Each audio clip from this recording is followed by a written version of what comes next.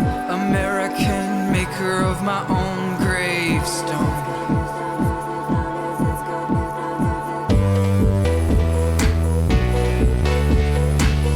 In 2050 we'll be kings we knew, with gods we greet daily. What frontier will our children sing about now?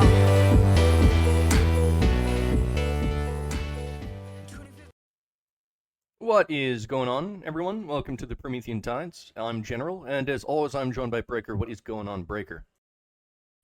White people? Just in general? You're just declaring that they are a thing? White people? Okay. All right. You know what? I agree. For better or for worse, they are a thing. So, hey, what's going on, everyone? If you like what we're doing here, leave a like and a subscribe and a bell and a comment and all the things. Do all the things. Yep. Yeah, I figured that we got some news and we got some poll review. I figured we'd start with the poll review for this episode. Now, this is where we've gone in and we've found some funny haha memes from poll, and they tend to be a little bit spicy. Now, on poll, there are they can get pretty spicy. You got some California Reapers out there. You got some ghost peppers. Those exist, but those are a little bit too spicy. So, we have some jalapenos and some habaneros here. Just muy caliente, but not too caliente. That's and we review them, and none of these memes necessarily reflect the political perspectives of anyone on this show. It's just some memes from poll, because they tend to be just a little bit spicy. So yeah, that is what we do. So we will start with poll review meme number 1. So you have a guy and he looks at this dog and he goes, "That's a dog." And then this other guy, he has a hammer and sickle tattoo and blue hair, and he goes, "That's a turkey." Because don't forget, everyone, every time you ring the bell, a humble dog gets to live out their dream of actualizing their true identity as a turkey. As you can clearly see here. I guess that in order for this to actually, from the perspective of the blue-haired guy, for this to actually count as a turkey, I guess that the dog would have to self-identify. So I'm not sure if the dog self-identifies, but who knows? Who knows? Well, that is questionable, I suppose, because I imagine this costume is kind of like contrived and put onto the dog by a human with a specifically human agency to dress up dogs and be able to take a funny picture of a dog dressed as a turkey. I highly doubt that the dog went around picked out this turkey costume of its own volition and purchased it with its own doggy dollars. So yeah, if anything, this is like a speciesist, human imperialistic speciesism imposing their will upon the dog. So that's an extra dimension to this. Why are we oppressing dogs? Dogs should be free from human oppression. Pet ownership is manifestly unethical, and if you own a pet, you should be ashamed because you're a colonizer. Oh yeah. I forgot about the PETA perspective of this, right? It's yeah, exactly. Pet ownership is slavery. You need to take your chihuahua and just chuck him into the woods, and then he'll be way happier. So if anything, the blue-haired guy takes on an extra dimension of evil and wickedness when he goes along and suborns this type of manifest injustice in the form of animal species slavery. Yeah, actually. So if anything, he's gone against his own principles, and the blonde Nordic guy on top is just seeing the world as it is. Yes, that is a dog. Yeah. There's a lot of structures that blue-haired guy is existing upon, whereas Regular guys, it's a dog. Okay. Here we have Average the mental health fan. the average mental health fan. Cringe. Average schizophrenia enjoyer. Nice, right? Wow. Yeah, look at this dude, like, studying and eating vitamins and working out and doing a nofap, right? No, okay? That's cringe. All right? You want to enjoy your schizophrenia. Don't fight it. Let it in. Just let it take over. Exactly. It makes a lot more sense when you think of it. It's like, if anything, the guy on the right is like self-actualizing and living out his own true self, and the guy on the left is just conforming to societal heteronormative norms, if anything. So, yeah. Exactly. Who's more Chad, really? Yeah. So this is kind of an intense meme, but it's good. Trust me. So Oh God. this is basically how this works, right? So 5-dimensional aliens / demons cut the unadulterated interdimensional primo psyops down into 5D potency. They cut the product with themselves, they are inside of it, and sell it to the Illuminati. Okay? And then we have like a hypercube.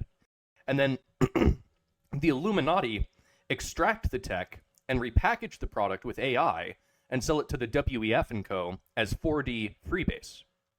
Okay, and we can see what's happening. And then the World Economic Forum and Company cut the product down into 3D with demi-ergocaine and sell it to the CIA, right? So here we see what's happening. And then the CIA then cuts the product with MK Ultra and whatever is laying around the office into 2D and sells it to the national wholesalers at the media. Okay? 10% purity. Yeah. Anonymous sources say. At this point, it's been cut down a lot, you know, from the original hyperpure 5D cycane. Then the media repackages the psyops for retail consumption on the open market and 4chan. So this is basically how it gets to you. And then Ghislaine Maxwell then transports the psyops and profits on submarine to slave factories who cut it into the food, water, air, and medicine, and pays the 3D mercenaries who provide protection for the operation. So we can see that happening. And then finally, then the psyops guide the slaves into the Jester mothership and are used as universal currency on the black astral plane. They are ground into new psyops or used as psyop mules. So the cycle repeats. Right. So that's basically that's telling us the economic flow of the 5-dimensional psyops down into until they become 1-dimensional, and then you're fed those. So that, like, really, actually, unless you're really high up there, the commercial level psyops that you get are actually they're not that high quality, and that's why they seem so dumb. You know, if you were to ever ascend through this plane and become part of the WEF or even the Illuminati, you would actually have access to even more pure forms of psyops, right? And most people don't have access to those psyops. Now, it's all psyops, obviously. The whole thing is psyops, but the psyops get grander and more intricate as you move up the plane. So technically, that's what we're doing. We're like guiding people into the Jester mothership, like with our ridiculous show, aren't we? That's right. We just want to turn you into more, cut you up and turn you into more psyops to be sold on the black astral plane. See, the secret is I was always aware of the black astral plane and the fucking currency. It's like only now are you learning about it. Okay, well, so yeah, I thought that this was a funny meme, because I think that there's I'm not gonna say that there's deep truth in this meme, but it's funny. It made me go haha. So The truth is deeper than you know. now Wait a minute. let's say that you're at some sort of right-wing political rally, and you see this group of people right here. Breaker, what would you do? I would make like the engineer in what's the name of that video game? Damn it! But everyone knows what I'm talking about. Like the engineer wearing like the construction helmet, and he walks up to this and sees the scene, and his neck stretches out really far, and he goes, "Nope," and he turns around and runs away. Team Fortress 2 engineer. That's the thing. Oh, okay, yeah, got you. Yeah, I'm thinking like the Homer Simpson meme where he just fades into the bush. Nope. That's also appropriate. Yep, because those are fucking feds. Anything that looked more Fed-like. Exactly. Here is a spooky ghost story that this guy is about to tell us. In Africa, there are literally black people everywhere. Ooh, so spooky. Very spooky. That's pretty terrifying now that I think about it. Okay, so let me show you. Oh, oops, let me restart this. Let me show you how the automatic safety sensors. Oh, by the way, this is in China. Let me show you the automatic safety sensors. Oh, the door is now open. The door is now open. I will demonstrate the auto safety feature. Oh, demonstrate the auto safety feature. Look at how safe this is. This is so safe. Oh, this is so safe. Oh no. Oh no. Oh. Well, you know, maybe next time they'll work out the bugs. See, if that was in America, that would have worked because, like, you ever stick your arm in an elevator door when it's shutting and someone's like, "I'll hold the door." It's like the elevator door stops. It's like, oh, there's something in the way. I better reopen the door and restart the sequence. And the door opens and the person gets in. And then the door closes. Like, don't do that in China, or else the elevator door will just shut and be like, I guess I'm not shutting all the way, fuck it. And the elevator would just move, and like the ceiling or the floor will just chop your arm off. Never stick your arm in a Chinese elevator. Just push that button that says doors open and hope that works. And if it doesn't, just be like shrug and be like, I guess you'll catch the next one. Bye. You know, I just realized I have no idea how the elevator sensor works, right? Because like you can stick your arm in or you can stick your leg in. Like it appears to work at all parts of the elevator. You just stick it in and it opens. Yeah, the door has like okay, if you want to get really technical, the door has like there's a limited amount of force that the motors that shut the door will exert. No, it's not like, I understand that you can have a pressure sensor, right? But I'm saying before the door even closes on you, you can put your hand into an elevator and it'll just reopen and you won't even touch the door. And so I'm thinking, like, is it like a series of lasers that like go down like the entire thing, and then like if even one of the lasers is interrupted, like it stops, but like the lasers are like infrared or something, so they're like you can't see them. Like I have no idea how. No, that's like a very fancy elevator. If the door is not even touching your arm, because usually in the elevators that I've had, the door you have to actually touch the door and like impede it. Really? And then it tries to push against you, but then it's like there's too much force being exerted, and there's like the motor only exerts so many newtons of force before it overflows and cuts off. It's all programmed through analog. Now the elevator you're describing, I'm not saying it doesn't exist, but that would be a lot more expensive and complicated to have like motion detectors and shit. No, dude, I'm telling you right now, like it 100% is a thing, because like most of the elevators that I've used are like that. Okay, so if they're like that, then yeah, it's like what it is like a series of like infrared lasers or something, like something like not visible to the human eye. And what happens is it's like it measures the distance between. It's like, okay, I know the distance between the ceiling and floor, or floor and ceiling of this elevator is X. Now, if I get a feedback signal of Y, and this infrared signal is impeded, whether that's an arm or someone's head or whatever, it's like maybe there's a box in the elevator door. It's like, who knows? And it's like, okay, the distance is Y instead of X, so that means do not shut the door. It's not really super complicated, but yeah, like what you're describing requires a lot more computers and technical shit, and it's like there's a lot more systems that need to be working, whereas like what I'm describing is more analog, and there's less things that could go wrong. So it's probably a combination of both, where if the infrared sensors don't catch it, the Newton programming of the door, it's like only exert so much force to close this door, that will take over if the lasers fail.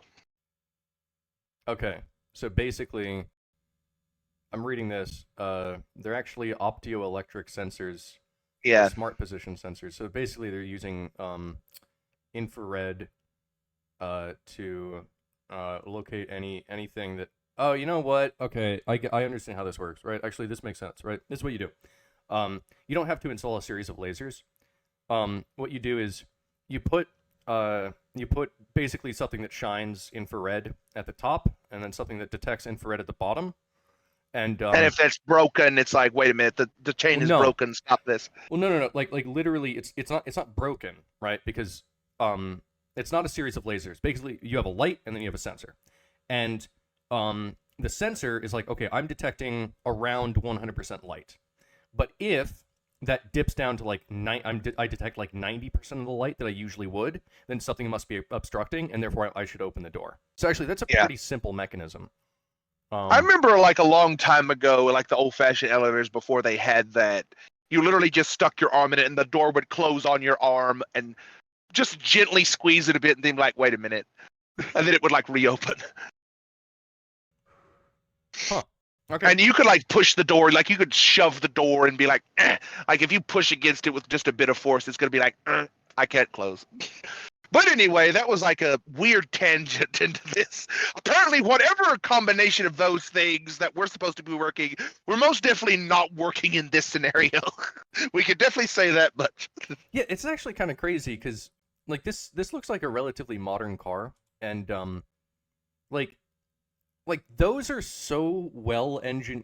Those are such like ancient technologies at this point. Like I'm surprised that that they didn't get it right. You know, like those have existed for like decades, and it's like, how could you not just install that into a modern day car? Weird. Oh, I know in modern cars, like what they have too is like, you know how cars, they used to have just like crank windows, and then they had electric windows. And as long as your finger is pushing that button, that electric window is not going to stop rolling. So if you stick your hand or finger or something in there and push like roll up window, it's going to be very painful and it could like physically injure you. But modern cars have like automatic, like you push the button once and the window rolls all the way down, and you push the button up and the window rolls all the way up until it closes. Now, the roll all the way up until closed, I know does have like a type of sensor in it to where it's like only exert so much force to close this window. So if you stick your finger or your hand or your head in there and push the automatic roll up, because sometimes children are in cars and they do stupid shit because they're kids. Yeah, like no, they'll do that. It's that like, actually that happened to me. I think it was my stepdad's 95 Ford Taurus, and I had like the window was cracked in the back, and I just like had like my hand like resting on it, and it was just like cracked. And then he was like, okay, I'm sick of the window being cracked, so he rolls up the window. Oh, dude, it fucking got me. But it didn't chop my fingers off, so that's good. Yeah, the 1995 ones, the old ones, like as long as you're pushing that button, like it's gonna roll with and exert the maximum force of that motor. So that's what happened to you. Yeah, that hurt like a bitch. Yeah. It's not going to chop anything off, but it's going to hurt. Okay, so I'm not sure what license plate this is. I think this might also be a Chinese license plate. I'm not entirely sure, because like I'm not like one of those like geo-guessing wizards where I can just look at a license plate and instantly know what country it is. But so this guy opens his blinds, and here's just a car. I don't know how it got like that. This woman looks very confused. She's an elderly woman, and she looks extremely confused as to how this has happened. Interesting. Yeah, that's a UK or European license plate because it's got like a letter E and it's like got like Roman alphabet characters are not going to be in like Chinese plates. Enhance. You're right. It said BSE. It's got to be in Europe. Yeah. Like Chinese wouldn't put fucking BSE on their plates. They would have like Chinese characters. Or would they actually? Wait a minute. Wait, we got to do another deep dive. Oh God, it's getting very esoteric into these melees. Look up Chinese license plate.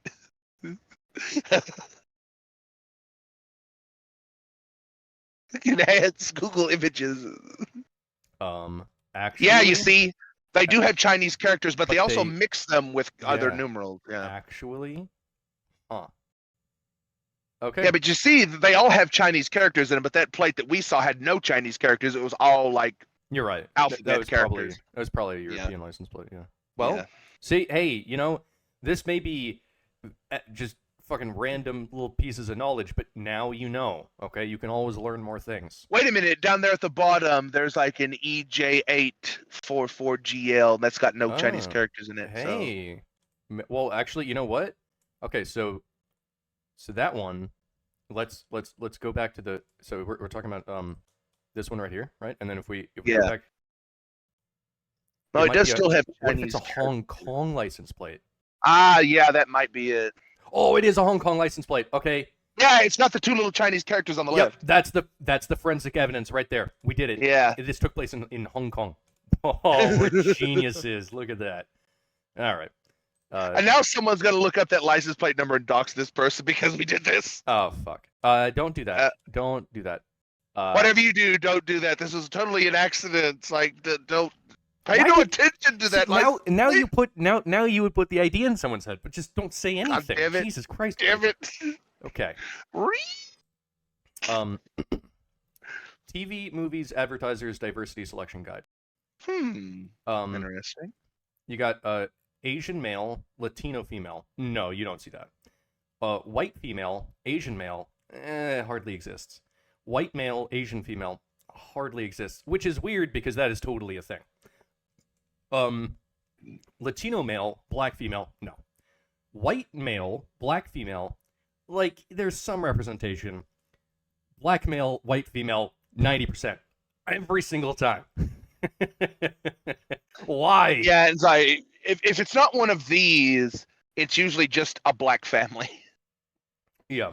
Well, I mean, no, you still get, like, this is only when it comes to the mixing, right? You'll sometimes see like a white family or like an Asian family. Okay, I challenge everyone watching this to try and find any commercial in the entirety of the Western world or Australia that just has a regular white family with white kids in the commercial. No, I think well, also this isn't just commercials. Like, this also includes TV and movies. Wait, okay, hold on. I'm trying to think. In Modern Family, there was an old white dude dating that Latino broad. So actually, there was that, right? That was the thing. And I can't think of anything else. Okay, cool. There you have it. We're gonna have an Adexpa Pe Baby Shock moment. All right, so this is a lecture that I guess Jordan Peterson gave. It's only like a minute. He's explaining the symbolism of the Sneed meme. Yeah, and I think this is pretty powerful stuff. So let's give this a listen. Yes. Okay, so there we have Sneed's feed and seed, but you really have to think about this. It has what you need to create and sustain life. It's like, how would you say, an analogous manifest of the Garden of Eden, and then you have Homer. His farming life is in chaos, an absolute hell, but he makes this sort of pilgrimage to Sneed's feed and seed to find some structure in this life, and you sense the sort of Marxist undertones in this scenes as it's revealed his car is Guatemalan, but then you notice on the sign that it says, formerly Chuck's. And then, like, what the bloody hell is that supposed to mean? Since Sneed ends with Eid, the same way feed and seed ends with Eid, you can only assume that under ownership of Chuck, that would be called Chuck's fucking suck. It's absolutely terrifying. It's a complementary chaos to the structure of Sneed. It offers you the easy hedonistic pleasures at the loss of your soul. And so, yeah, you see that even Sneed is just 2 steps from the belly of the beast. Makes perfect sense. Like, amazing. 100% Jordan Peterson, 100% real lecture that Jordan Peterson really did. It makes a very profound point here. Yeah, that was captivating. I think that there's a lot of lore there, you know. Sneed's feed and seed, Chuck's fucking suck. Like, there is a primordial difference between the two, but are we as humble humans even capable of fully differentiating the two beasts, right? Like, yes, there probably is a platonic difference, but can we actually differentiate that? We don't know, right? And it may be one of those like Gödel incompleteness things. Like, it may not be possible to know, you know?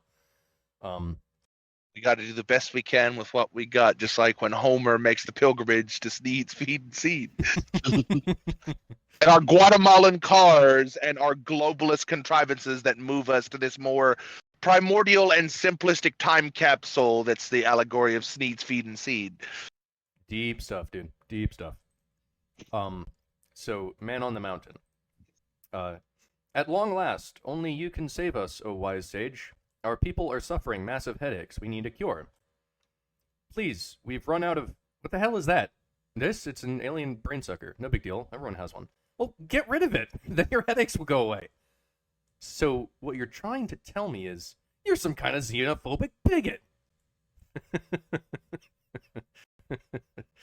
mean, motherfucker, you came here looking for help. It's just like, I mean, you know, like healing starts at home. Like the simple things come first. It's just like, you know, get rid of the alien brain sucker first and then worry about it. Not Breaker, you're being a bigot. You stop that. We hate white people. Okay, bye. You just did a hate crime.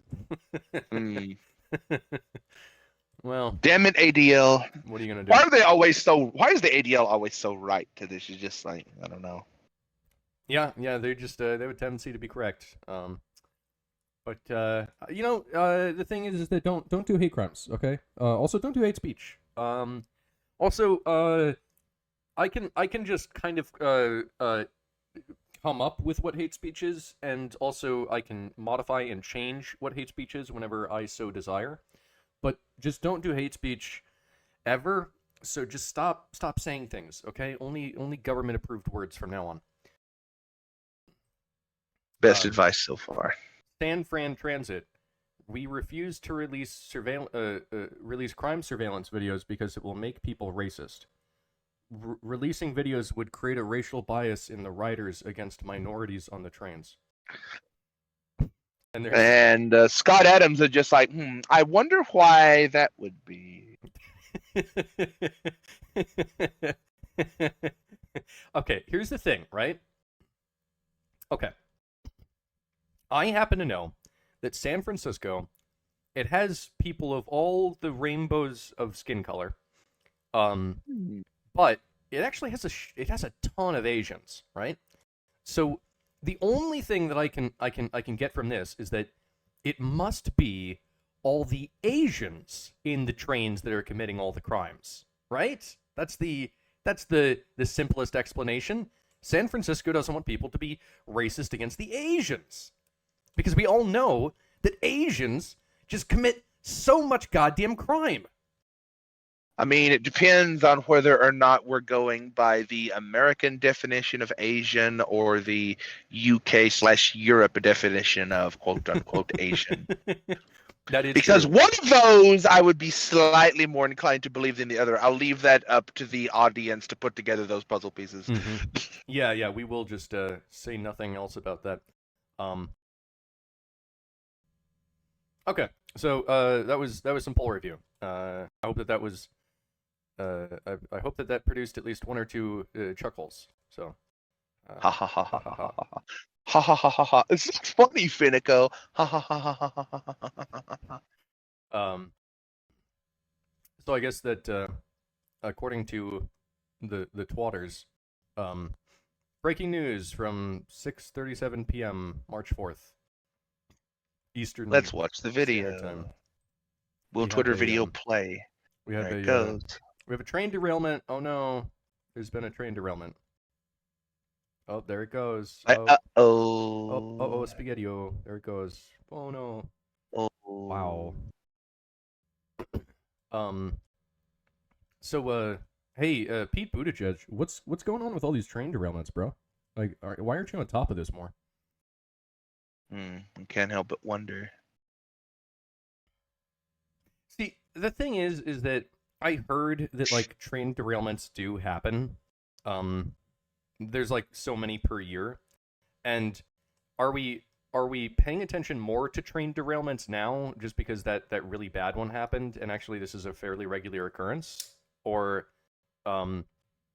is this just suddenly like just increasing a whole bunch and like nobody knows why? I don't know the answers to these questions. But I feel like train derailments can't be that common because like think about what a fucking mess it is to have to clean that up, right? Like they can't be that common because like, think about how much cargo you're losing. Like, okay, think about how many trucks worth of cargo is being fucked up in the transport in like the supply line here. I actually have some experience in this field, and I could tell you it's like, okay, each one of those cars that you see passing by, from my experience, there can be like between 2 and 3 trailer loads that would all fit into trucks, just by the weight laws and how much weight can be on the roads from semi-trucks. So each one of those cars has like 2 to 3, maybe more depending on the materials, trailer loads within it. So each one of those gons can fill up 2 to 3 trailers, maybe more. Dear God, dude, that's so many things that are just either delayed or just wiped out from the supply lines. Like that, this can't just be a regular thing. It makes no sense for this to be a regular occurrence. Just the freaking paper rolls, for example, like industrial paper that make all of your like paper bags, paper boxes, like anything you could think of made as like that thin paper that you get in like boxes and stuff. Yeah, I've had like rolls of that, and the rolls, like within a truck, you can only fit by law of how heavy the thing can be 7 to 8 rolls. But in those train cars, you can stack that motherfucker end to end full of rolls. There could be like 20, 30 rolls in there. So a train car can take a lot more weight than a truck car. Yeah. Trailer car. It has to do, the truck can pull that, but it has to do with what the road will withstand. Okay, yeah, if everyone was carrying a ton of weight, it would actually wear down the road a lot quicker. Gotcha. Yeah, it would turn the road. If you've ever been to fucking truck stops, there's like giant ruts in the road everywhere from the tires squeezing it. And if you're sitting like beside where a truck is parked and it moves, you will feel the road under you, the ground under you shift like a little miniature earthquake because of how much force that truck is exerting on the road. Interesting. Yeah, so I guess this is reporting that a hazmat crew is heading to the site of what is being reported as a major train derailment in Springfield, Ohio. I guess there will be more news to come on this, maybe. But yeah, just weird how many train derailments we're getting. Like, just imagine if this train was all paper rolls and all those guns. Like, you're talking about thousands of truckloads of paper rolls and all those guns that are now just like scattered everywhere to the fucking wind, and this is going to take hours and thousands of dollars of heavy equipment and cranes to pick up that fucking shit because one paper roll weighs 8,000 pounds. Dude, think. Wow, paper is heavier than I thought. But just think about like this. Okay, so well, it's 12 feet tall and about 4 or 5 feet wide. It's very so dense. Yeah. Probably rolled very densely. Yeah. But the like think about this, right? So some of those cars, like some of those cars are recoverable, some won't be. I don't know if the engine is okay. I know that the engine is like extremely expensive. Oh, that fucking engine! Like each one of those is like several $1 million a piece. And then, so you have that going on, and then also like a lot of those materials are just lost, and then like also that particular train track is probably shut down until they can like haul out the equipment to like deal with that, which means that like that rail line, other trains aren't able to use it for a while, which also like shuts down some major supply lines. Like, there's no way that this can be a regular occurrence. It makes no sense to me that this just happens all the time, right? Like, and you know how many cars that could be? There could be like 200 cars. This is like out west somewhere, so they could have like 200 cars with like 4 engines pulling and 4 engines fucking pushing. And in those 200 cars, imagine if every one of those was like stacked to the tippy top with fucking food and medical supplies and like vital shit that people fucking need. Yeah.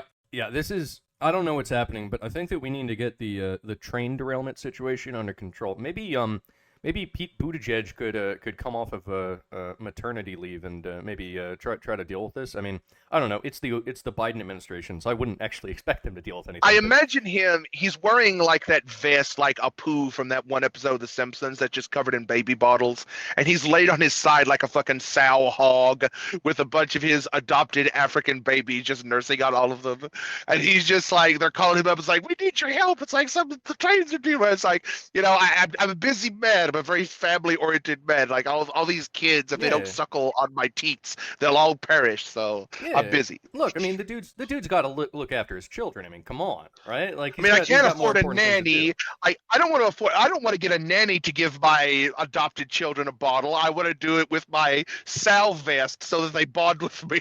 Yeah, this guy's got important things to do. Okay, he can't be dealing with trains. What the hell, man? Okay, so this is a 504 gateway timeout. And this is as of right now, this is WikiLeaks.org. I'll refresh the page. Nope. It'd be funny if it came back suddenly. This is let's see. This is Saturday, March 4th at about 11:30 p.m. And it's down, and it's been down since I think at least 8. So let's check for the saved version on the Wayback Machine to see the last saved version. We could, but I don't know. It could just be like some sort of internal error, or maybe the deep state finally just got sick of WikiLeaks and they shut it down. Who knows?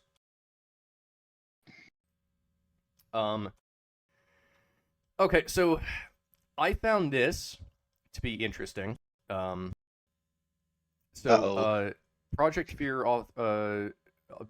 authors discussed when to deploy new COVID variant. Matt Hancock, and by the way, this is a British thing, so like you don't have and to any Americans who are listening to this, you don't gotta know who this guy is. Screw this guy. But he's a British politician who served as the minister for the Cabinet Office and Paymaster General. Blah blah blah. He's a member of the Conservative Party, but now sits in the House of Commons as an independent, having had the whip suspended since November 2022. Cool. So, this Matt Hancock guy, it seems like maybe he kind of sucks.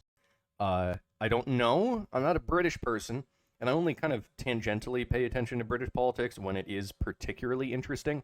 Like Brexit was cool. I was paying attention for that, but for the most part, you can only give so many shits about other countries' political goings on.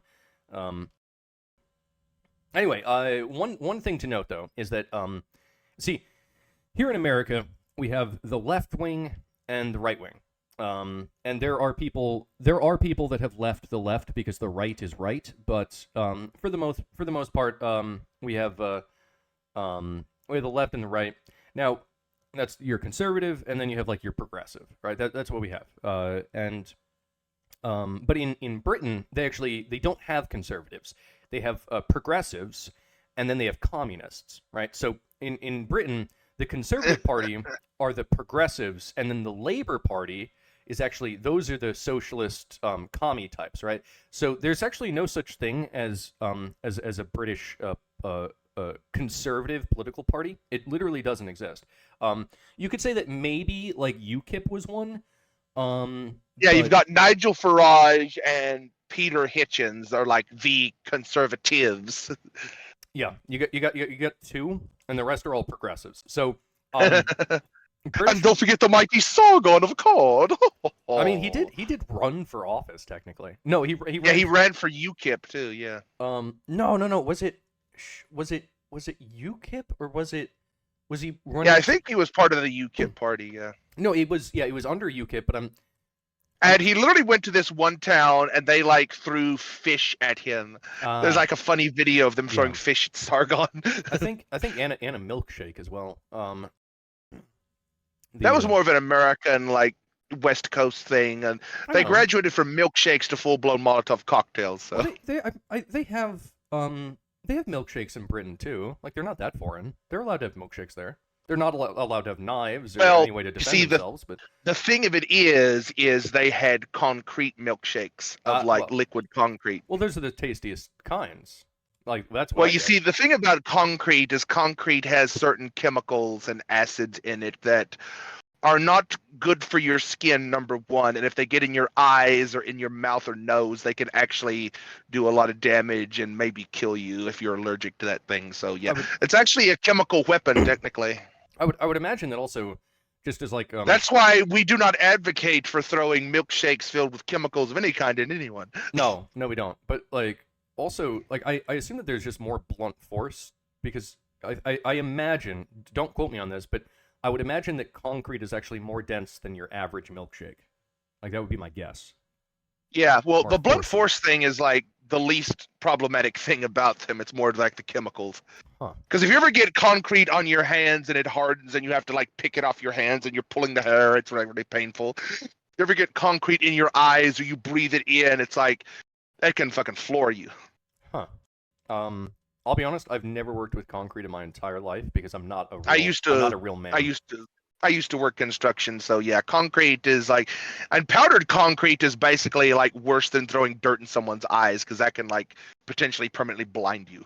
I mean, I'm just thinking, man, like, honestly, if I wanted to do a little bit of a, street-based chemical warfare, I could probably think of a number of things that would do more chemical damage than concrete. And Yeah, which you should not mention on publicly. You're right. We do not endorse chemical warfare on the public space. No, I guess we probably shouldn't endorse that. I'm just saying, from my experience in the scientific industry, I could probably come up with a few things that can be purchased, just like off of online. They'll ship it to you, no questions asked. Just saying. I'm just saying. I actually, now that I'm thinking about it, I can think of a lot of things, but not going to mention any of those.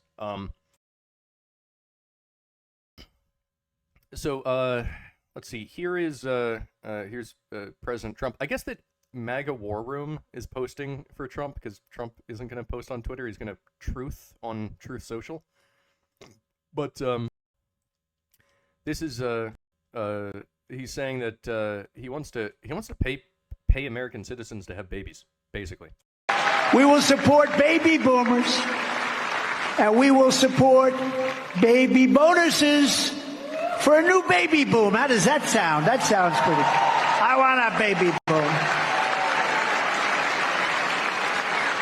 Oh, you men are so lucky out there. You're so lucky. You are so lucky, men. We will support. You're terrific. You're wonderful people. You're wonderful men. Yeah, you're gonna be so lucky. You're gonna be drowning in pussy. It's gonna be unbelievable. So wonderful. So terrific. It's like, well, technically, I can't fully endorse this because one, he's supporting boomers, and two, he's advocating for the creation of new boomers. And if there's anything that we know, boomers are generally bad. So I can't really support this. That is. There is truth to that. Like I can't deny that. I think that's a that might actually be a platonic object. Like universally, boomers bad. But no, I mean in general, this is an intelligent move by Trump because, look, the entire world is trying to, most of the world is trying to increase its population. Right? Like, I know that everyone has been saying, oh, no, like, there's too many people. No, actually, there's not enough people. There's a lot of countries that are facing significant population decline, like Germany and Japan. China's going to be facing a big issue because actually their population is aging quite rapidly. There's not enough young people to support the older people.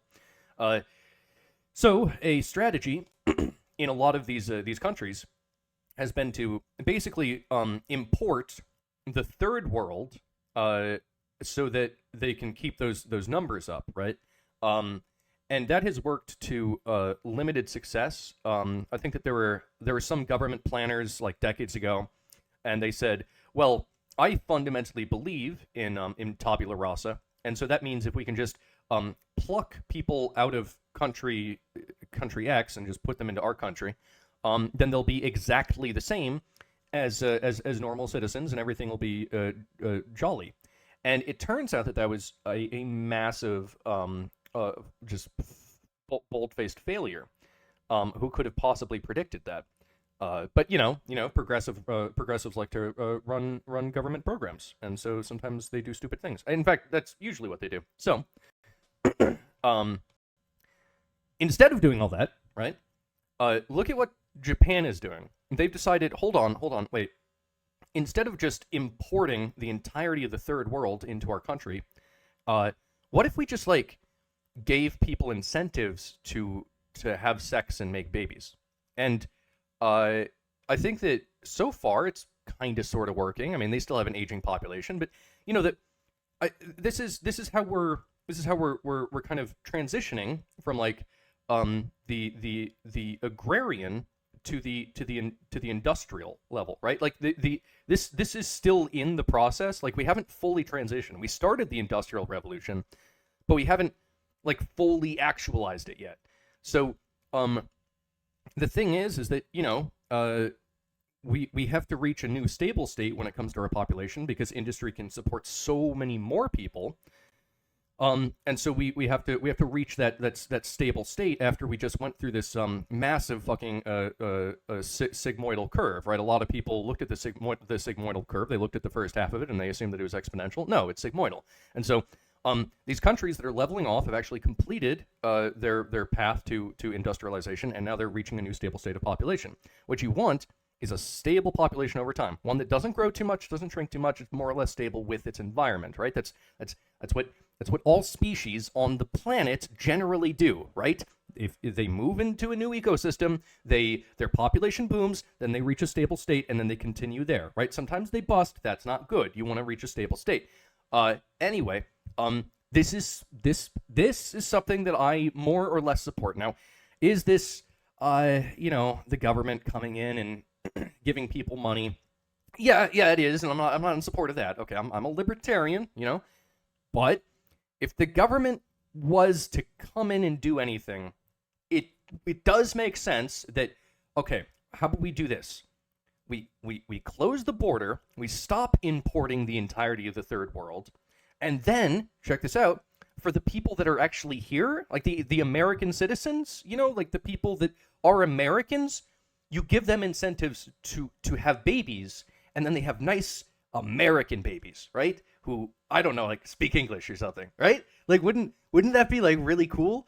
Maybe some people that share the values of other Americans, they understand maybe the Constitution's important, and maybe they have some agreements philosophically and theologically, and with the other citizens around here, so that we're not just maybe that makes sense. If we're gonna spend government money on anything, maybe that's a pretty good one. I don't know, but I mean, who knows? Maybe it's a bad idea. So what you're saying is you're a xenophobic bigot.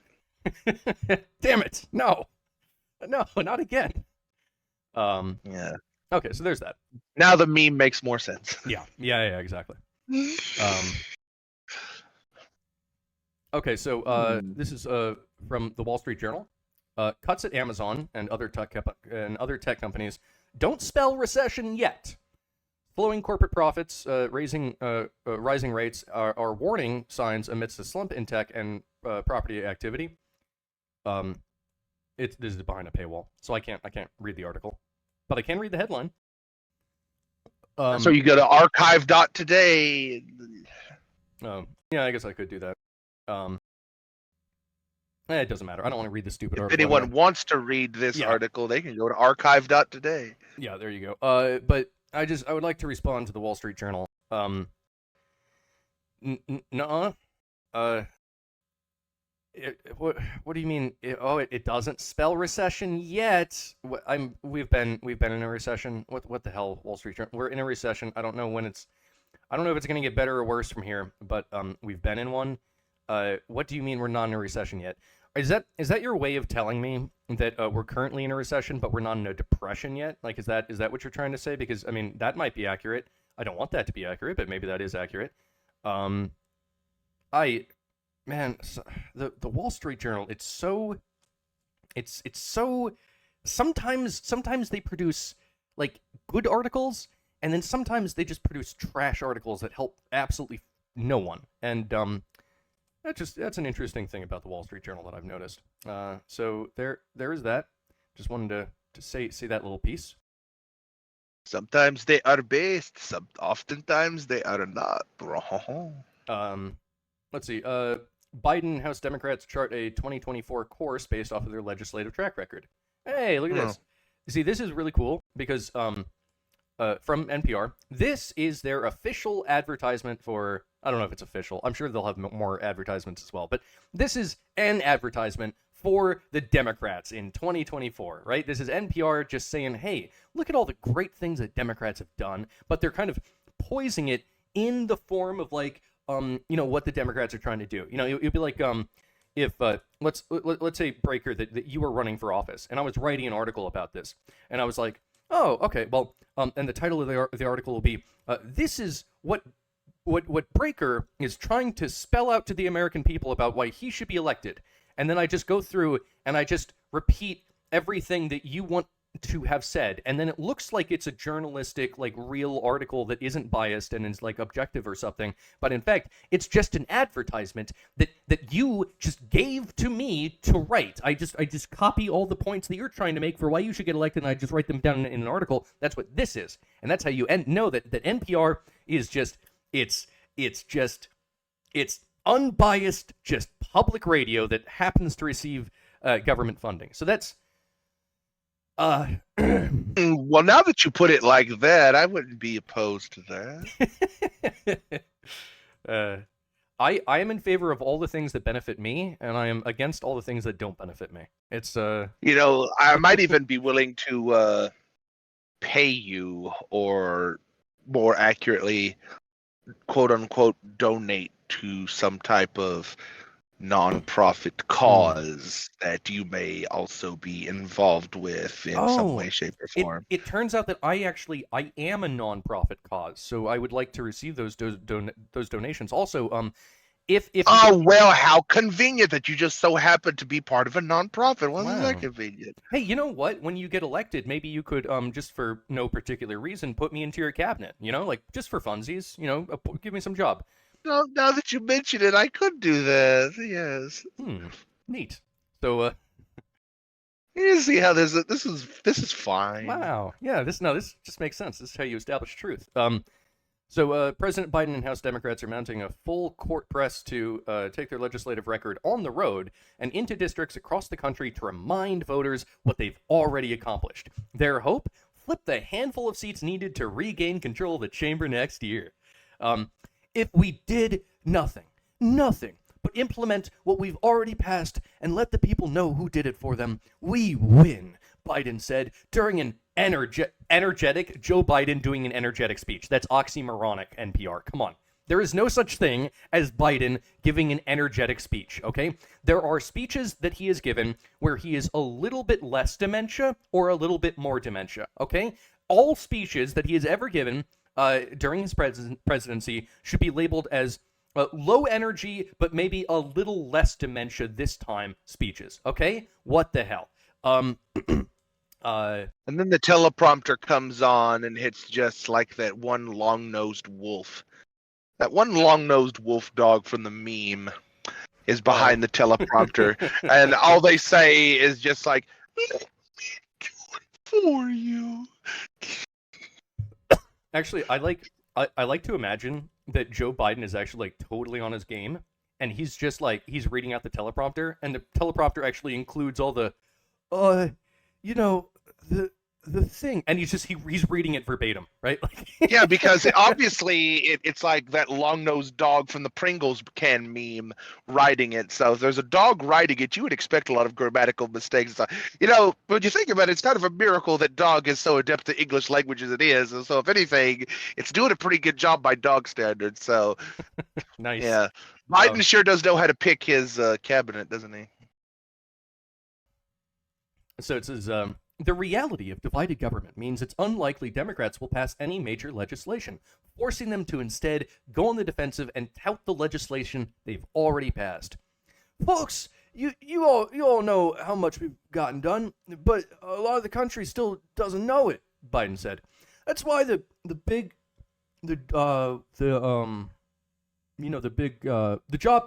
job in front of us is implementing the laws we pass so people start to see it in their lives. All the benefits that are there because you produced it for them.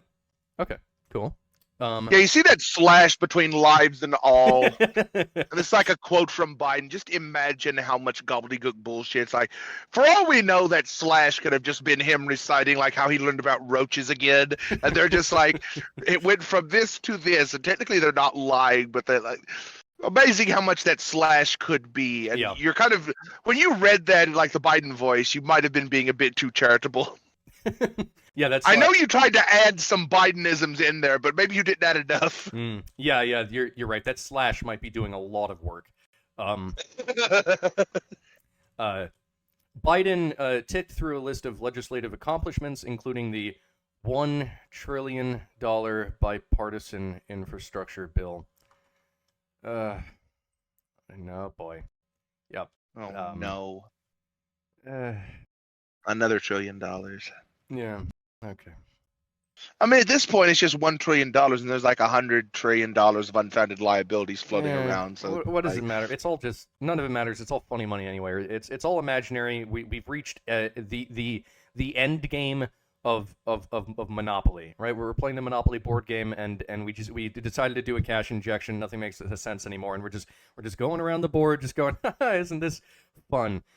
This would be like if you got to the end of Monopoly, but instead of there being an actual quote-unquote winner, you just fired up mom's copy machine, and you just copied a bunch of like Monopoly money, but it's not even colored anymore. It's in black and white, but no one really gives a shit. You just like take this fucking massive stack of Monopoly money from your mom's printer and put it on the table. Just like, no, the game is not over. We still have money. You see, it's just like, well, we used up all the Monopoly money. It's like, no, I printed more with my mom's printer. It's fine. We'll keep going.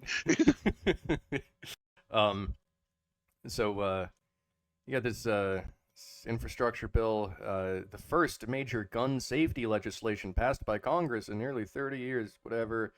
Legislation to boost domestic manufacturing of semiconductor chips. I actually like that one. That's the one thing I like.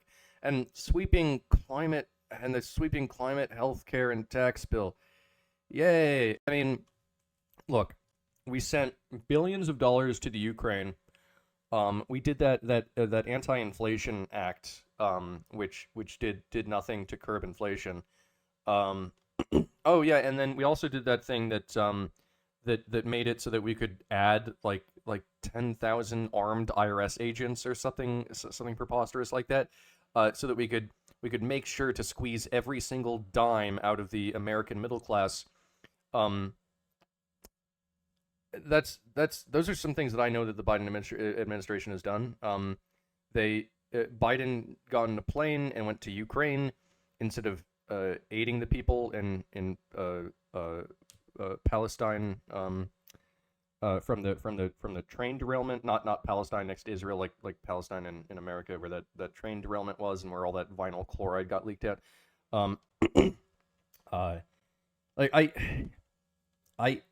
I can, you know what? I do like that we're pushing for making semiconductors here in America because we are dependent on Taiwan for that, and well, we want Taiwan to continue to exist. Like, that would be really awesome. But the fact of the matter is that China really wants that island. So it's safer for everyone if we start manufacturing them here. I support that. Otherwise, I'm really hard pressed to say that the Biden administration has done anything good. I think they've done a lot of bad, a lot of reckless spending. This propaganda is not working on me, NPR. But you know what? It will work on the people who unironically read you, right? Like this reading of NPR, this is entirely ironic. But there are people that unironically read NPR. I swear to God, they exist. Yeah, every time you're reading like the non-quoted parts of this, you should have been using the NPR Sam Harris voice. Like, although Biden has officially announced his re-election bid, it's widely expected he will seek another term, which means his fate and those of House Democrats are likely tied together. It's just like really fucking It's just like the essential essence of boredom itself distilled into a fucking human voice. Actually, I think that they got some guy to read this out. Let's see if they. Oh, And no. Democratic members of the House of Representatives held their own conference this week in Baltimore. They gathered to try to strategize on how to campaign for the 2024 elections and decided to lean heavily on their legislative record. They say that will give them an edge to flip the handful of seats needed to regain control of the House next fall. NPR congressional reporter Barbara Sprunt was there and has this report. The last time Democrats gathered for their annual retreat, splits were on display as I like the Yeah, first guy. it's the distilled essence of boredom itself. Both of those voices are. I kind of like the chamber of the first guy. You know, he sound. They old don't and have wise that and- they don't have that really breathy like radio studio microphone. You can kind of tell these motherfuckers are doing it from home with their fucking Blue Yeti on their goddamn desk in front of their laptops. They're not Hey. actually in that radio Hey, studio. Don't knock that. That's what I do. Don't knock that. Well, yeah, I mean it doesn't have the boredom tone to it. I mean, I'm disappointed with that reading. I expected more of the NPR classic boredom tones. Like, if I'm going to listen to Progressives were NPR, at I odds about expect to. God president's damn it! policies I and expect to be able to strategies. sleep for this But this shit. time, you nasally according to bitch, shut the Congresswoman fuck Ann up. Custer, Those battles are behind us. We have come out the other side. Custer chairs a moderate coalition of House Democrats, but even progressives who weren't always on board with President Biden's agenda have come around. Here's Congresswoman Pramila Jayapal. Yeah, that. You know what? That. Damn, could you put some fucking low pass filter on your hissy, fucking scritchy, fucking voice? You goddamn bitch. I think it sounds fine. It's just kind of boring. Like I'm not shitting on their production levels, right? I just don't. It's just kind of. It sounds kind It's of. just a straight USB microphone with no filters. Like, fuck you. Is it? I can't tell. I don't know. You're more of an audiophile than I am. Like, if that was the fucking NPR newsroom with like the fucking ribbon microphone and shit in front of, and the pop filter and shit, and all the fucking studio production filters, it would be like that. Good evening, NPR radio. Okay, brief housekeeping. Donald Trump is still a douchebag, and we all universally hate and revile him. Back to you, Barb. And then it goes to Barb in her fucking living room, drinking her wine mom wine with her fucking laptop and her Blue Yeti, like, yes! Donald Trump is most definitely an asshole! Man, you know what? I just realized. We got into the weeds, and we never actually went through. We never actually we never talked finished about this. the Bo bid bullshit. This is what happens. Okay. Well, we're coming back to this. As for this this NPR story. The Democrat they haven't, in my opinion, they haven't done anything good, but they're trying to claim that they've done a lot of good, and here's NPR to tell the American people that they've done a lot of good. Even though I'm pretty sure that nobody's really happy with Biden at the moment, but there's that. This is more interesting. So, basically, what's the WhatsApp, right? So, there were some messages that were leaked from Matt Hancock. He's one of the British progressives. He's not a communist or whatever, but he's one of the British progressives, and I guess they were talking about how to deal with the coup, and so here's some things they said. Simon needs a kick, but don't make yourself look bad in the process. It's okay. He needs to know he is massively effing up, and I'll tell you the room. I'll tell the room what happened once the video is off. PHE announcement. Public Health England announcement has gone down well. 2 further questions. Any progress on Lord Simon Stevens, then Chief Executive of NHS England? The Times yesterday has apparently leaked email from you saying the bill this summer was scrapped because it's not needed. True for Public Health England, but not for NHS England. Removing Lord Simon Stevens will be a massive improvement, but we still need a bill to do it properly. Okay. So this is like the inside baseball of their fucking tech Yeah. / tweet leaks and Yes. shit. Yeah. But This is what they really think. I remember the Lotus Eaters talking about that. yeah, and by the way, this is from the 13th of December, 2020. So this is like, you know, peak COVID. Sounds like Sadiq is lining up to being Burnham. Yep. Tory MPs also furious already about the prospect. The Mail on Sunday, the newspaper, the Mail on Sunday leader trying to warn us off at 2, rather than doing too much forward signaling. We can roll pitch with the new strain. The new strain. Roll pitch with the new strain. That means like, okay, this thing we basically fucking made up. Let's roll with that. That's what that's fucking saying. Right. We frightened the pants off everyone with the new strain, but the complication with that Brexit is taking the top line. Yep, that's what will get proper behavior change. When do we deploy the new variant? Been thinking more about this and think we need to be more cautious. The strain, that is. Think you made the point earlier, but we need to keep schools off paperwork / agenda. Yes. Worth doing a bit about no leaking at the top, I think. Big risk with the variant. Right-wing papers go for a renewed push for let it rip on the basis the vaccine strategy is undermined. That's why we reassure on the vaccine. So it's basically just the fucking Machiavellians behind the curtain talking, and just like, yeah, what bullshit do we throw at him this time? I'm trying to figure out. They're saying something about variants and vaccines, but maybe I don't know. They, you know, this is a foreign language. You know, like British is not the same as American, so maybe I'm missing some context clues. And here. this is also kind of like shorthand speaking. They're not using proper grammar and full sentences and shit. These are fucking text messages, basically. Well, okay, let's read what the Telegraph has to say. By the beginning of December, the country had come out of the second national lockdown, a 1-month circuit breaker, and entered a tiered system of restrictions that meant different areas of the country were subject to varying measures.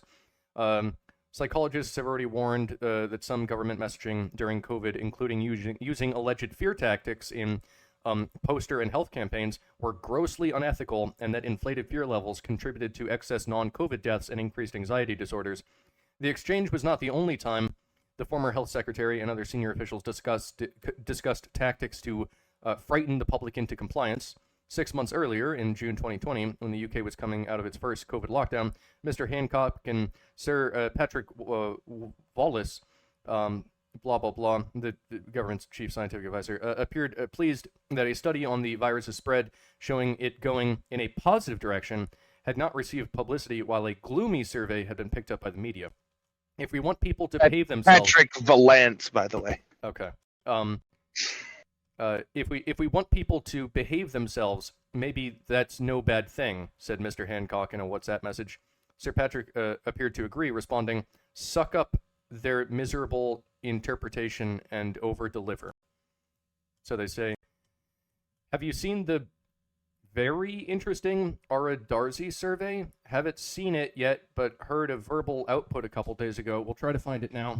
Okay, seen it now. Very good and consistent with the Office of National Statistics study, all pointing in the same positive direction. Yep, just done the presser where the media interest is only in the gloomy Cambridge survey. But if we want people to behave themselves, maybe that's no bad thing. Agree, suck up their miserable interpretation and over-deliver. Okay. So, yeah, this is British stuff, so we're not going to go through the whole thing. But it appears as though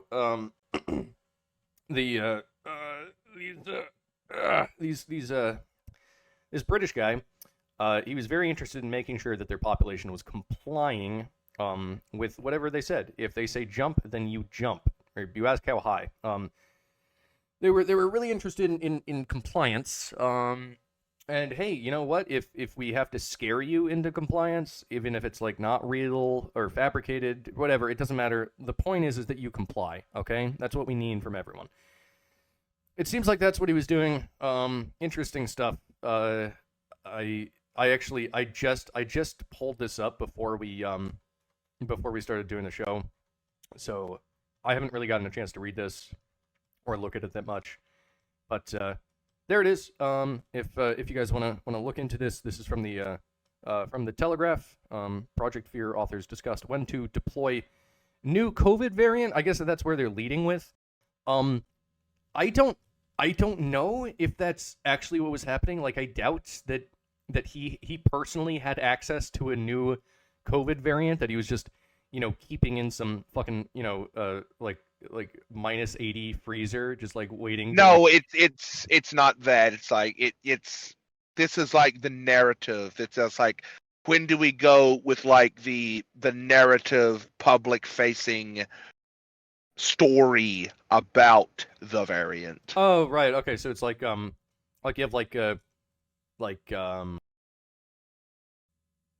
you have like Omicron version 11, and then like, oh, okay, Omicron version 12 is just hit, but when do we inform the public of the variant hitting? We need to inform them at the optimal time to maximize the amount of compliance that we get from the public. Something like that. Yeah. Now, when do we take the fucking thing that, like you were just alluding to, that these aren't fucking scientists we're talking about, but when do we take the thing that already exists and just put a new name on it to reinvigorate the fucking narrative and renew people's fear and maximize compliance with our bullshit? Yeah, that sounds more accurate. Well, that's what you get when you let progressives run your country. I'll tell you what, man, progressives, they are that all... picture right there. When do we put out this new ad campaign where it's like, look them in the eyes and tell them the risk isn't real? It's like, okay, so what day do we release this new banner ad in London? It's like, when do we put that on the Jumbotron? It's just like, I don't know, on Tuesday. Yeah, it's become a little bit authoritarian in good old Britain. Yeah. You got a license for that Jumbotron, mate. So anyway, like I was saying, look, in general, progressives care only about power. They don't care about liberty. They want to have power, and everything is just a game of power to them. Now, Matt Hancock, a member of the British Conservative Party, again, to translate that means the Progressive Party. This is what happens when you elect progressives in, right? Now, unfortunately for the British, really their only other choice is the Labour Party, and they're a bunch of commies. And it's like, okay, which is better, progressives or commies? I don't know, actually. I dislike both of them, and they're kind of similar, but there are some differences. So I don't know. Actually, Breaker, what's your opinion on this? If you had to choose someone to lead to lead your country, would you rather it be a progressive or a commie?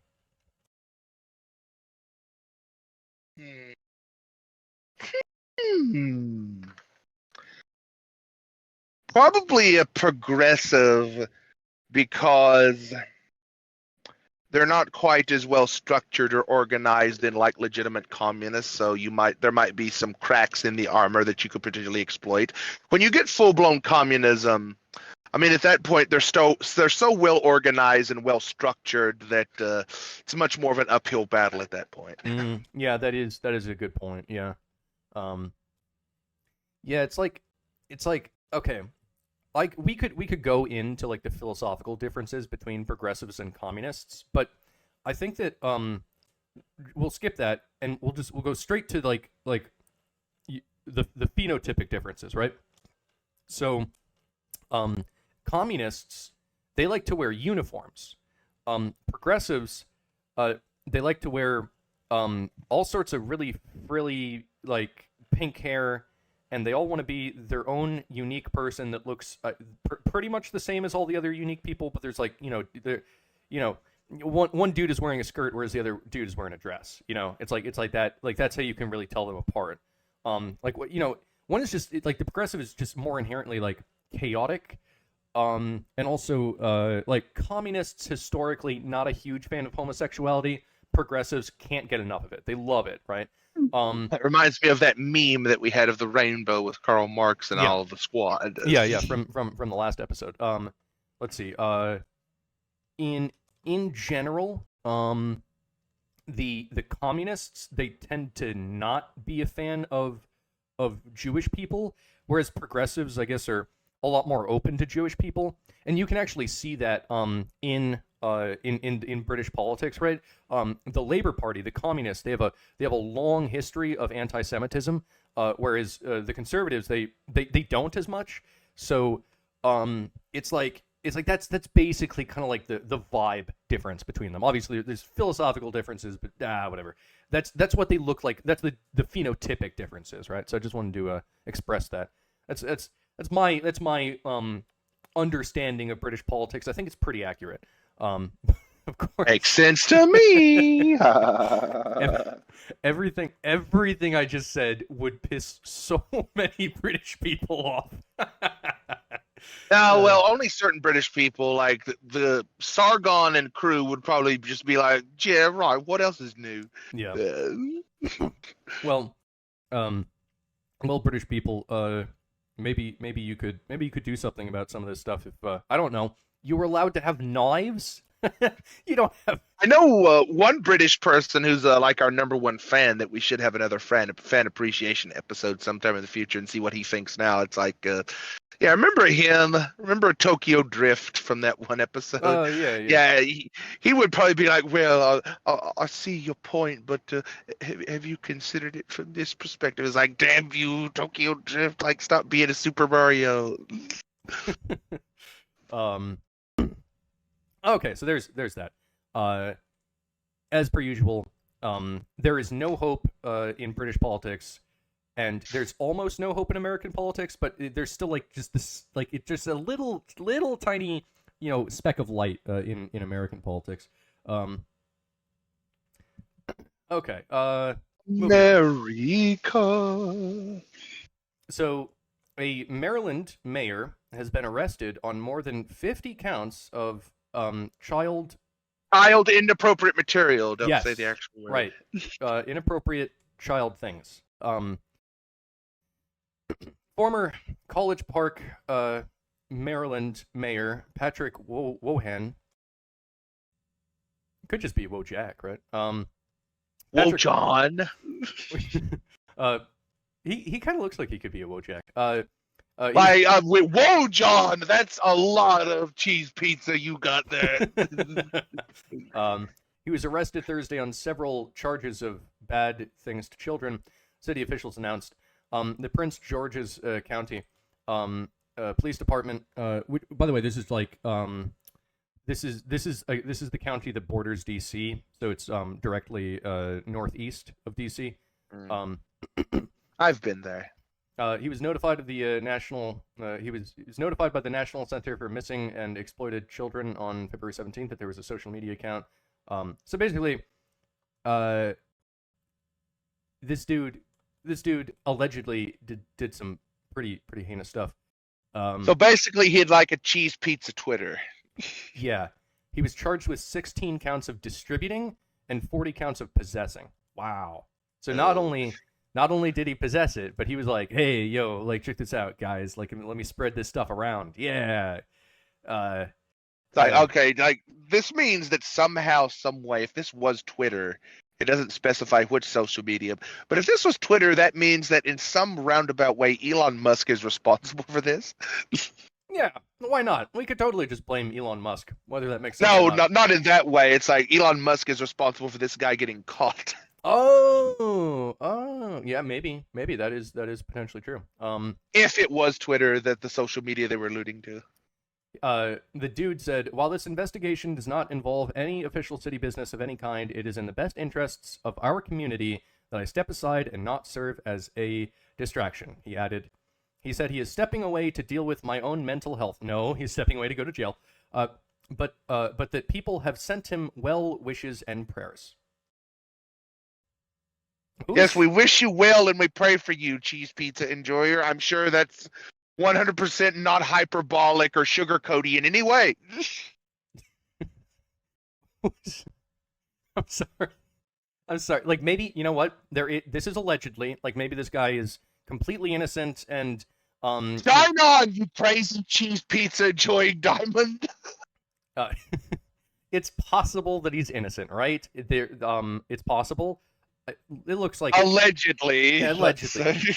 There is always the possibility that he's innocent, but it does. I haven't. Like, no one has seen the evidence. I don't want to see the evidence, but I'm just gonna take a guess here, and I'm just gonna say, yeah, he's probably guilty. And given that, why would people be sending him well wishes and prayers, right? Like, I'll tell you what. Maybe there are people that are crazy out there that are like, what? No, he did nothing wrong. Kind of like how I would send Ted Kaczynski my well wishes and prayers, right? Because, yeah. We do not endorse mail fraud on the public's face, especially when bowling balls with candle wicks attached are concerned. Yes, exactly. In theory, we don't endorse that. In theory, but but I'm crazy enough to go like, yeah, like I would send thoughts and prayers to Ted Kaczynski. Maybe there are other people on the other side of the political spectrum that are crazy enough to send this guy thoughts and prayers. I mean, it's possible. Kind of like a certain hairless individual who enjoys dresses and puppies and lipstick. Oh, you mean this guy? Perfect segue. That's the kind of guy that sent in well wishes and prayers. Yep. This guy's like, no, this guy, he doesn't deserve this. Come on. It's just a couple. And those prayers were all prayers to Moloch. Well, no, it's just some images. What's the big deal? You know, that's.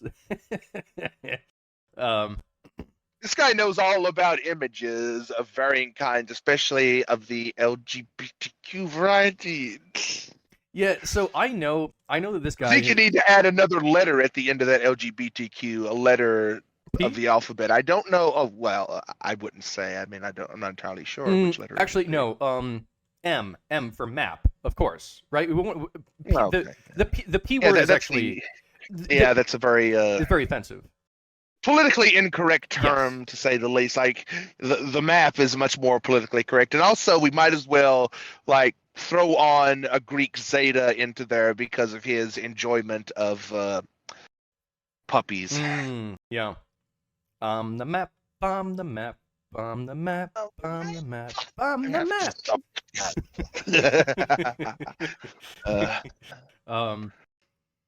map.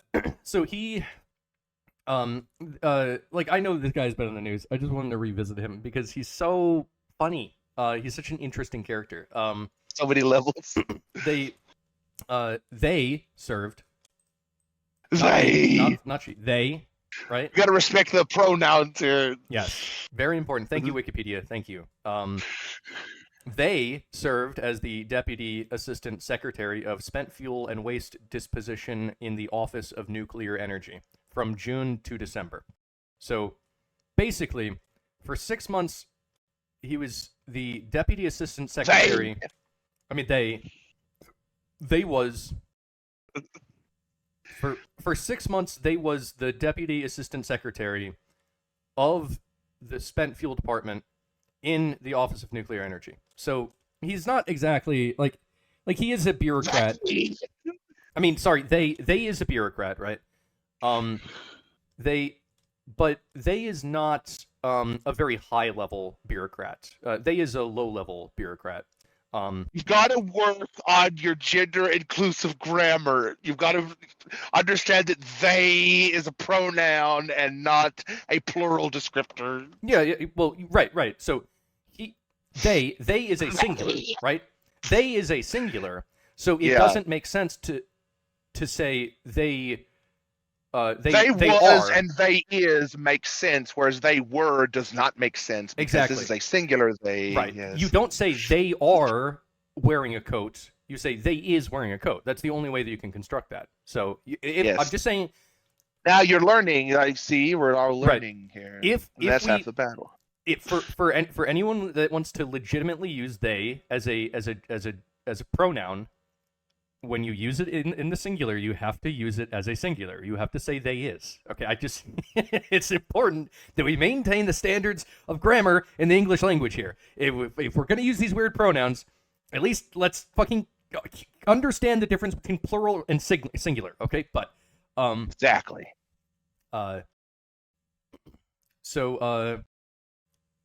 Yeah, so they was raised in Iowa.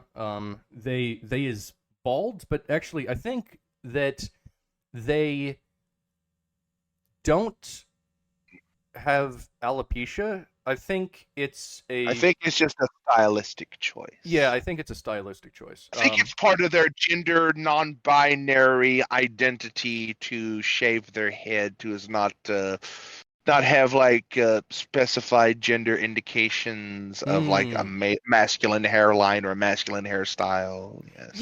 Yeah, because when I think of someone who's bald, I don't just immediately picture a guy. Like maybe he's going for the androgynous look, but it's like if you think of a bald dude, you're thinking of a dude, like straight up. Like, well, on occasion they were like, there are photos of them with a beard. Yeah. No, Breaker, you don't say they were, you say they was. Oh. Okay. Well, I suppose you're right. So,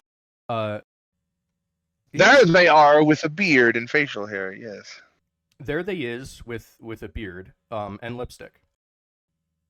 They is wearing lipstick, but also they have a beard. No, and allegedly they has a beard. It's really tricky, okay? But allegedly they is wearing a motherfucking Tate is wearing a stolen dress and shit, allegedly and shit. Yes. Just do it with the ghetto voice and then it makes sense. That's not offensive. That's inclusive. Like, we're trying to learn here. Like, we're trying to be inclusive. Mm-hmm. Yes. They is wearing a dress that was stolen. Is or is they ain't a kleptomaniac? Here they is wearing another dress that was stolen. Here they is wearing another dress that was stolen. Allegedly. I mean, he was only caught twice for stealing suitcases from airports, and that's the 2 times that he got caught. How many times did he get away with it? And you must respect the pronouns. Here they is wearing a stolen dress. Isn't that interesting? Oh, there they is with the stolen suitcase in the middle bottom image. Allegedly, of course. Here's a woman, and she's wearing a dress. Here is they, and they is wearing the same dress. Look at allegedly. That. Allegedly. Man, look at how proud he looks. I just did a Z snap. I mean, look at how proud they look. A lot of confidence, just walking around with that allegedly stolen dress. Those heels, those fucking heels are popping. Yeah, so popping. They has excellent fashion sense. I'll tell you what. Yes, this is educational. This is informative. This is inclusive. Yeah, we're all about inclusivity and diversity here. Yes. Yeah. No, I want they to educate my children. I think that would be amazing. Like, I think he would have so much to teach them.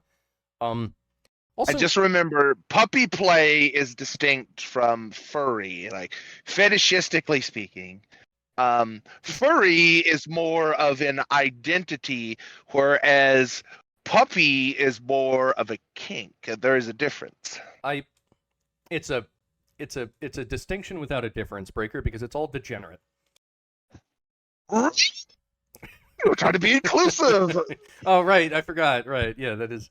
We're trying to be inclusive. I'm going to have to switch to my trans voice because I'm gender fluid, and I'm going to have to chide you about your lack of inclusivity and appreciation for this diversity. You're being very bigoted and homophobic. Also, in this image, like, it raises so many questions. Like, where is they that, like, they can walk around without a shirt on and, like, hang out with these other people that are wearing, like, dog masks, and also it's like it looks like they're at, like, a relatively nice place, it's like a ballroom or something. They have, like, tables, and you, like in the back you get like some regular dressed lady. Like, this doesn't appear to be. Excuse me, those are not dog masks. Those are puppy gear fetish masks. Oh, right. Like, it looks to me like this doesn't look like a fetish event. Like, I see someone in the background wearing a rainbow hat. So, like, clearly this is, like, left leaning. But why is this guy? This is a very inclusive environment. Oh God. You're just not used to this level of inclusivity because of your heteronormative view. Okay, see, this image, this perfectly shows what the phenotypic expression of progressivism is, right? This is what progressivism looks like. A communist would not be caught dead in this image, right? This is a progressive image, right? Now, I'm not a big fan of either, but there are strengths and weaknesses, it's all weaknesses, but there are some parts of communism that are more evil, and there are some parts of progressivism that are more evil. This is one of the parts where progressivism gets, like, really Slaneshian, right? It's like communism is more like which chaos god does that represent? Like maybe like a corn because it loves bloodshed. Maybe like a Nurgle because it loves famine. Maybe like a Tzeentch because it loves the infinite plotting and schemes. But not a Slanesh. The progressives, they're the Slaneshians. Anyone that actually knows a little bit about Warhammer 40k will understand what I said. If a communist was caught in this image, they would just be memory holed and removed, like that classic image of Stalin and that guy standing next to him, and like future iterations of images just had that guy photoshopped out, and they did that with like 1940s technology. So that's like the photoshopper on that was like an elite motherfucker back then. But yeah, dead or alive, they would be removed from this image inevitably if it was communism. Most definitely. We also have very excited to hear it's raining cats and dogs outside. As you would be. Look at how happy. Look how happy this dude is. Look at his little mohawk. Look at how. I think you mean this non-binary individual. God, you stop using this gendered language, you bigot. Oh God, I'm so bad at it. Like, I'm trying though. You can tell I'm trying. Okay, I'm trying. Not gonna get it perfect, immediately.